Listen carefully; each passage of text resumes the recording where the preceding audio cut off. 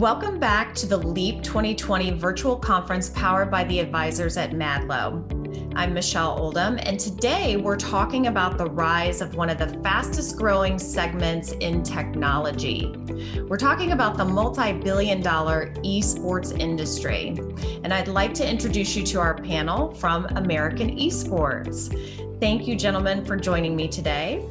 We have Mark McMahon, who is the Chief Revenue Officer, Vijay Lakshman, Chief Development Officer, Patrick Pigeon, Director of Curriculum and Training Development, and Kyle Petch, Director of Camps and After School Programs. Hello. Thank you all so much for joining us. So many of our viewers are probably familiar with this industry, as we've talked about, who have children especially. And we're going to have some folks who may not be as familiar. So let's kick off with, why do you all think that esports is such a phenomenon and such an effective marketing channel? What do you think attracts brands? Mark, you want to kick us off?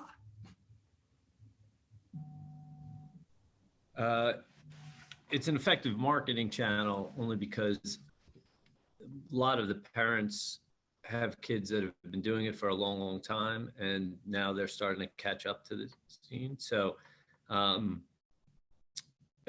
unfortunately with COVID, it really opened up the market, and it made even individuals who weren't big gamers or not spending a lot of time more involved in the subject. So my son in particular I think he gamed just to be social, and now he games, to occupy time, and now he's starting to learn all the different skill sets that are involved in gaming. Sure. I'm with you. I have a 12-year-old, and definitely the pandemic during the lockdown, it was all about esports, that's for sure. So Kyle, what are your thoughts? I mean, what do you think makes this an effective marketing channel? That's a great question. I mean, like Mark was saying, that his kids and everyone has been growing up playing games. But now I think with the new developments in technology, esports is just really taking off. You talk about demographics, but anyone could play games and stuff. So, you want to talk about, well, what about football and basketball? You have to be athletically gifted, but when it comes to gaming and esports, you don't have to be. Anyone can hop online and play with their friends. You can make new friends. There's all different communities for people to meet. And it's just a great way to interact, even during times like this with the pandemic. Esports hasn't taken a hit at all. People are meeting new people online.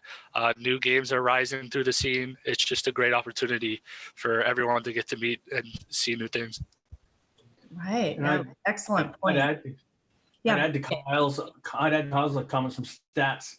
If you think about what's going on now in the esports arena, between the ages of 16 years old and 44 years old, that bracket constitutes 91% of the esports gamers, of which there's several hundred million now playing. So when you look at what you can do when it comes to moving an audience or moving a marketplace with a brand or with a brand placement, you're getting the eyeballs of just a huge amount of people who are captive because they're stuck with the virus indoors. They have to do something that's interesting and fun. And what they're doing while they're having fun and having this awesome time playing esports is they're getting exposed to your brand, your marketing channel communications, and also they're learning valuable skills that are hard to learn elsewhere, including strategy, team play, sportsmanlike conduct, things like that, things that we've held as the domain for athletes up until now, but now esport athletes are able to do the same. So I think it's really going to be an interesting evolution in sports in general. Yeah, I couldn't agree more. And Vijay, tell us the stat again that you said 16 to 44? Is that 16 years old to 44, 91% of the players are of that. And of that 16 to 44-year-old, 30% are female. So we have a huge audience out there that is interested in learning about what the games are. But while they're learning what the games are, they're also being exposed to, as I said, that marketing channel and the communications that are going through there. And any brand that wants to be out in front of these kids, I shouldn't say kids at 44 years old, but these kids, they're, they have an amazing opportunity to do that. And, I think that audience is really only going to grow. If you look at the viewership of esports, it was back in 2012 was 134 million folks were watching esports, and now in 2018 it's 400 million, and in 2020 we're looking at something close to 600 million people watching esports. So you just have this amazing growth factor and what's going on out there, and I think that's where we're looking at the number of projected average users just being in that 600 million range is really what I think is going to be an amazing opportunity when it comes to marketing and global brands and brand awareness. Wow. Great data for sure for brands to pay attention to. Absolutely. Thank you. Patrick, any thoughts?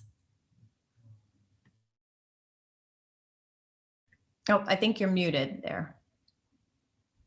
Yes, sorry. No I forgot to press the button. Yeah. There is many things to say, but I think they pretty much said like everything that was needed at this moment. So I have nothing to add to this. Okay. All right. Well, so what are some of the trends that you all are seeing in the space as like new games emerge? Kyle, maybe you want to speak to that.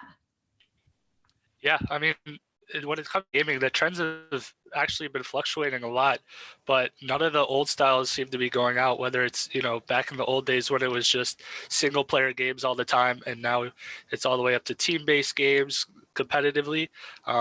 Everyone's still in the market there's a game for anyone's choice of style or play, whether you just want to casually just sit at home by yourself and play a game, or you want to get online and play competitively by yourself or with friends. There's a game for everyone. And I mean, with the advancements in technology in the future, especially with VR and how VR is handling things, I mean, the opportunities are limitless. There's really if you had guessed what was going to happen now 5 years ago, you wouldn't be able to. So just to think about what's going to happen in another 5 years is pretty remarkable. And I couldn't even begin to think of what's going to happen. Yeah, no, I think that's a great point. Absolutely. VJ, any thoughts to add? Well, what's interesting to me is that you look at these sports, whether they're team-based or they're single player, and there's almost a hand-me-down factor happening where the kids that started playing years ago with Dota 2 or Dota or now, League of Legends or whatever, they are growing up, they're getting into the newer games like Valorant and other stuff, but they're leaving behind a legacy of players, their younger brothers and sisters or friends who are joining the new game, these old games, and keeping a life in them. So as Kyle said, there's just this evergreen kind of play field that's happening for these kids. And as you look at what schools are doing, schools are realizing that esports are a perfect place for STEM and STEAM education. And they're bringing in the opportunity for these students to learn through experiential learning, through strategy, through learning how to scientifically disassemble, how to go about winning through coming up with new strategies on how to play the games, and then doing that same strategizing with their friends verbally, building their social intelligence, building their social skills. We're seeing real growth in that area. These schools are now promoting after-school programs for esports, something that American esports is very, very heavily into. And the person who knows most about that are Patrick and Kyle, and I'll let them sort of speak to that. I think our real opportunity here is the fact that we're focused on education, and education has embraced esports like there's no tomorrow, and I think that's going to be amazing. Wonderful. Patrick, any thoughts to add? Yes, like VJ was speaking, there is like infinite opportunity of skill development with esport. In fact, you can like develop basically, like I said, an infinite base of skill. You have to choose like a skill set, like STEAM, STEM. You can choose social and emotional development, learning skills. You can go on the gaming skill, but there is a lot of skill that you can learn by video game or around video game, because there is not only like playing the video game, you can build a video game, you have all the industry around. So when we build a curriculum, we can build them on skill development or and on career development. So we can teach skill useful on many field and many aspects of life as well. So like VJ speak about, you can learn teamwork, communication, and a lot of skill by playing with other. Yeah. Sure, sure. So I'm going to challenge you gentlemen just a little bit here, especially being a parent. So I think it's great that they can learn skills, and I totally agree with you, especially when it comes to STEM. What about the parents who would say my children maybe are not learning the best of skills when it comes to games that have violence? Yes, some game have like more value on the skill development, but shooter games are in fact really good to develop many skills. So yeah, there is some violence, but the kids will be exposed to that violence anyway. If it's not by a video game, it will be on a video on YouTube or anywhere on the internet. So trying to avoid a problem is never a solution. We better teach them how to react to this and how to use this like in a good way. So we can use a violent game or a war game, any kind of game, and there is some stuff to learn about that, not just only on the skills, but on the type of game the kid is playing. So like in a war game, in a violent game, you can explain what is it, you can show like what's behind that, explain the context, make relation with history, make relation with some other country that face that reality. I was speaking with some other people when I was playing, and they were not playing war game because when they were going outside their home, they were in a war zone. So they were trying to play soccer, baseball, or any kind of sport game because they were trying to like they avoid not avoid, but avoid a bit their reality. But in fact, sometimes they were using war game to teach the kid how to react or to face some situation. So yeah, even in the worst, you have some stuff to learn. And I believe, like I said, it's never good to try to ignore a problem. You have to take action and educate about the problem. So yeah, if sure. Yeah, it's controversial. VJ, what are your thoughts on that? Well, it's interesting to me, and let's just not kid each other. Football, soccer, basketball, and hockey are all based on violence, right? I mean, they are about getting your goal or your teammates or your ball across through the other enemy territory and then scoring into a score place, right? And they use terms that are used by the Army and Navy. They use moves that are bruising at best, incredibly violent at worst. And they do that, and they do it with the sanction of the NCAA and everything else that's going on out there in order to get these kids to learn what they consider to be really good, useful life skills like teamsmanship, sportsmanship, coordination, and things like that. Well, we're offering the kids to do that virtually without any chance of getting physically harmed, learn hand-eye coordination skills, not have a helmet damage to their head, not have brain concussions or bruising, and frankly, have the violence go from being physical person-on-person violence, checking someone too hard or blocking someone at the goal line, and instead going to something that's been abstracted several layers above it to a cartoony kind of violence, where the kid can learn reaction times and learn sportsmanship like conduct without necessarily having to steamroll someone over to make the touchdown, right? So I mean, I find it funny because before video games, people were saying is football too violent, and getting kids to stop doing that thing as a sport.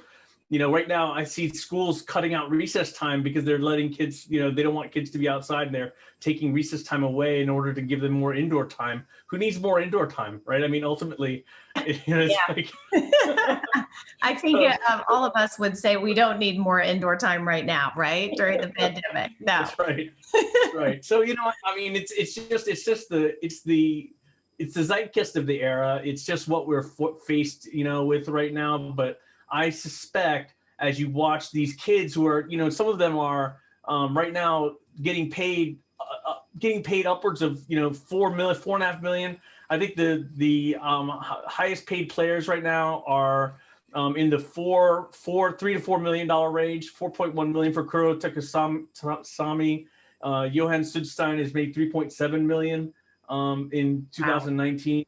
I mean, these are big numbers for kids who are, they're teenagers. Yeah. Right. So the equality of sportsman opportunities for these kids is it's not just opening a better life for them. It's opening up a better life for them while all their options are still ahead of them. They can still go to college. They can still get the degree. They're in high school, right? They can do everything and still be making this money. So I didn't mean to talk too far into this, but I'm pretty excited about the fact that esports is opening the door for so many kids of different genders, color, race, everything. It's creating an even play field for all of them to be able to better their own situation.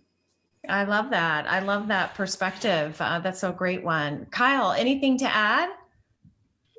I think I'll just go kind of off what Patrick said.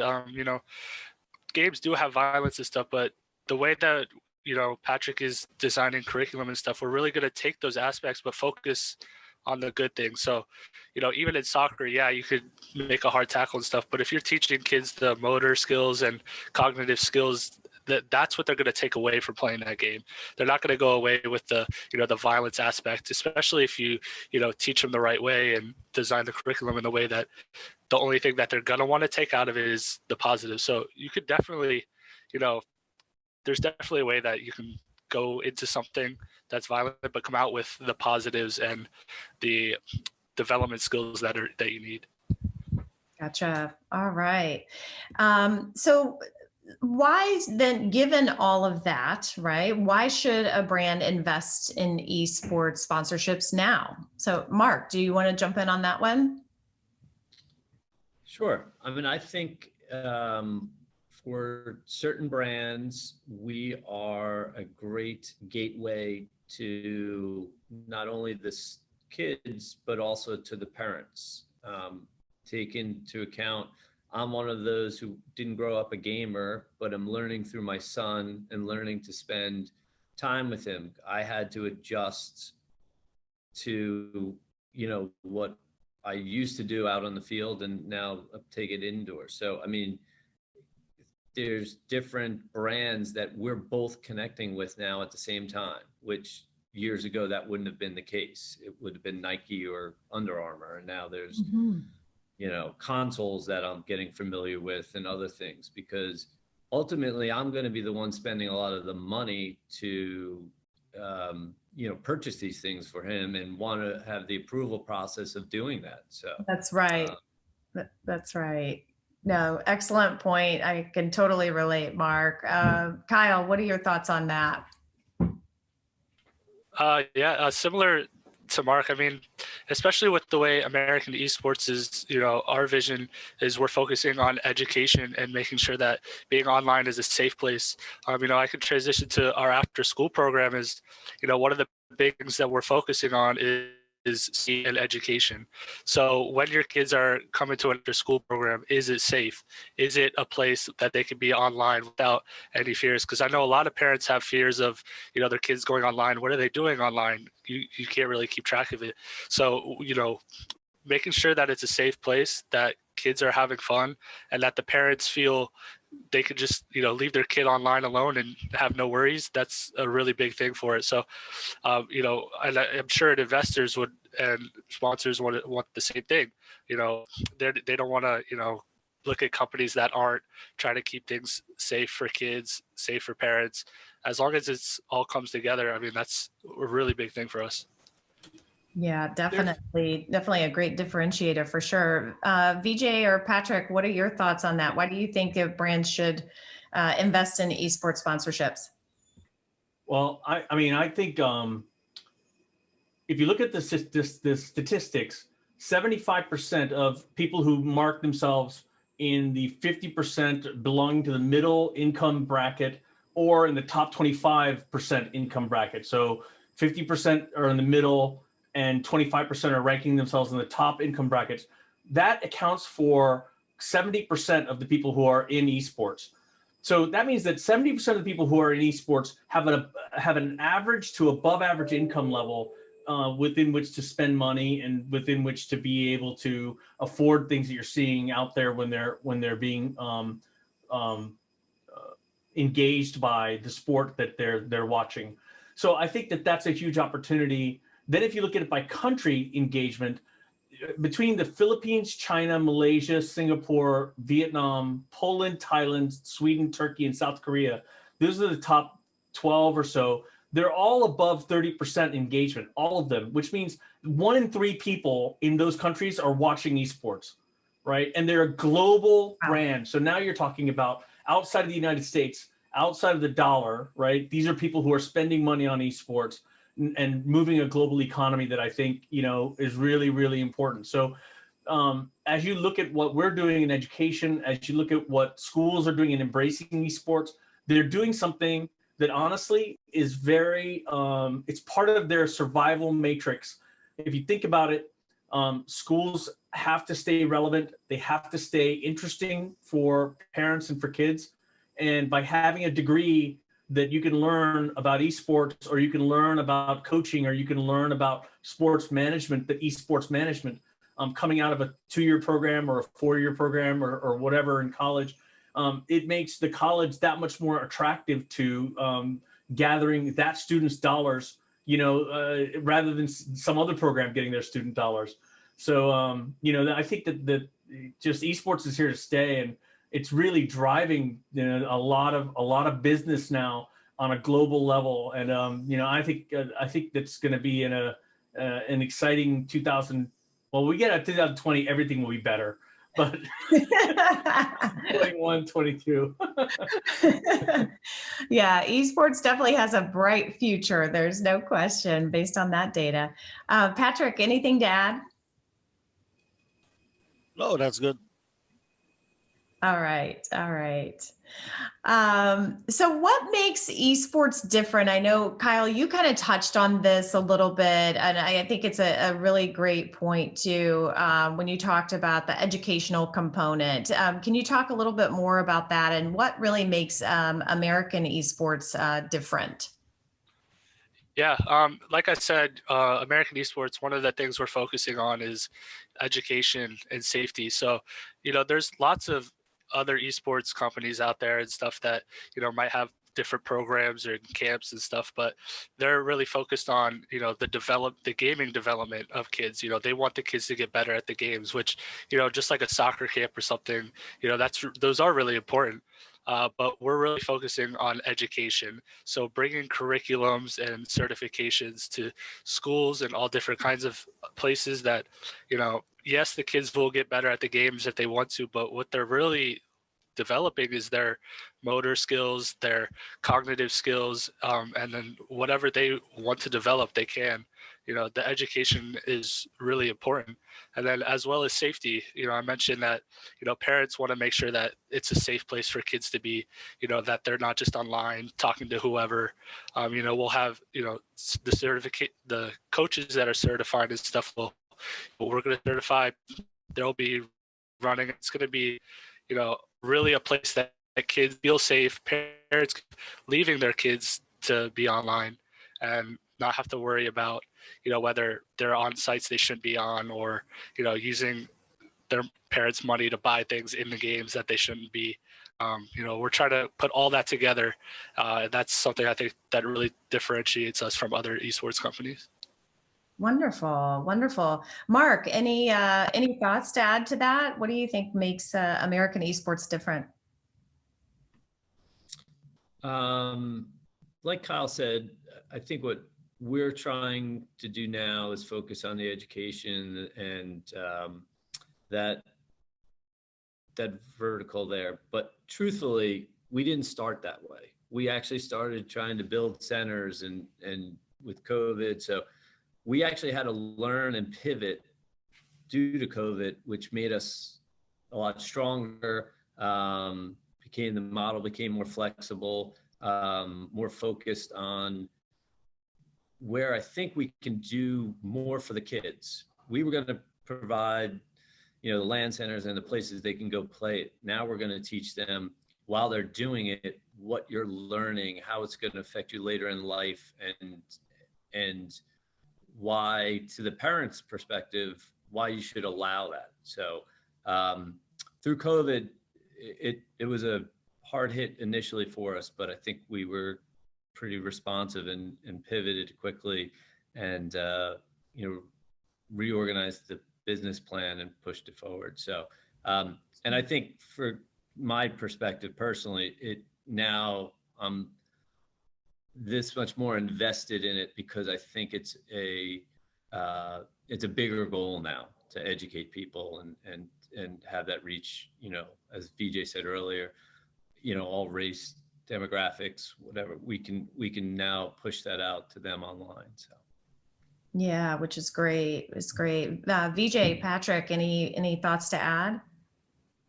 My 3-year-old went up to the window and went like this and started swiping to change the view. And that's the day I knew that everything had changed when it came to electronics and digital media and whatever else there is there. I mean, he does that to the TV now. He does it to anything that's a view that he wonders if it can change if he just swipes. And I think that kid is going to grow up in a world that's technologically integrated with their lives. And when people say esports, I think people think Madden football, or they think in NBA 2K, or they think about a certain specific game in their minds, but they don't realize that esports is actually representative of this entire idea that these 10-year-old plus kids are fully digital citizens. They understand how to use their platform. They understand how to get online on Twitch, and they understand how to broadcast video content of themselves. They've become their own producers, their own directors, their own mouthpieces, right, out to the world. That's right. So in that world, if my kid is going to have a job where he's not working for someone who knows how to do that, he better learn it now so that he can be the one in charge and not having people working for him.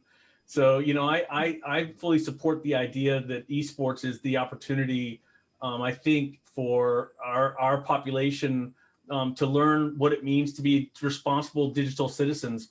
And where American esports comes in completely, I think, in a unique way is, we want to make safe, informative and fun environments for our children to be able to learn this process and learn how to compete in the 21st century skills that are necessary. And, that's where I think we really carve out a differentiation point to most of the places. Wonderful. Yeah. Well said, VJ. Well said. I love the idea behind the digital citizen. So, Patrick, any final thoughts there? What makes Yes. Even if the company have started recently to work on the education side, we have a great team with a great background. Everything we are producing at the moment, all the content come from field tested content and come from many years of experience. So yes, many people think esports are they appear yesterday, but no, in fact, it's more old than that. And educational program have history as well, where I'm from Quebec in Canada, and we have actually program in school for at least 3 or 4 years. So we have a background in terms of research, in terms of data, and in terms of experience with the kid as well. So we come with a background, and we come with in fact, we already done that. So the other can just say they want to do it. We already did it. So we will just start on that and make it better and improve like what we've done and bring it to another country and bring it to the world, in fact, and bring and take everything we can in each like education system. That's one great thing. Esport it's the world. That's not one country, that's not one place. Esport is the world. So you can work with everyone in the world, and you can like take everything is good in every part of the world and build like curriculum and programs that are, I think, better than what one place or one education models can produce. So yeah, in fact, like Mark said, that they refocus on education, but yeah, the team we have at the moment brings like a lot of background, and we are able to build on that. So yeah. Yeah, absolutely. Absolutely. All right. So how do our viewers find out about sponsorships through American Esports? Mark, do you want to take that one? Sure. Well, they can actually go to our website and americanesports.net, and there's a corporate section with sponsorships. We can also, I guess, have the other Mark eventually come on and give us his direct contact information. And but you can also reach me at mark@americanesports.net for any questions, and I'll get them in touch with the right party. So. Wonderful, wonderful. Yes, we will be speaking with Mark Clark, VP of Corporate Partnerships and Sponsorships as well. So thank you so much, gentlemen. This was very insightful. I loved all of the conversation around this and the data that you guys provided. I think it's really interesting, and can't wait to see where this industry goes. It's explosive growth so far, so I'm sure it's gonna just continue. So thank you very much, and thank you for joining us today. For more information about additional sessions at LEAP 2020, please visit www.mahdlo.net. Michelle, thank you very much. Thanks, Michelle. All right, thanks, guys.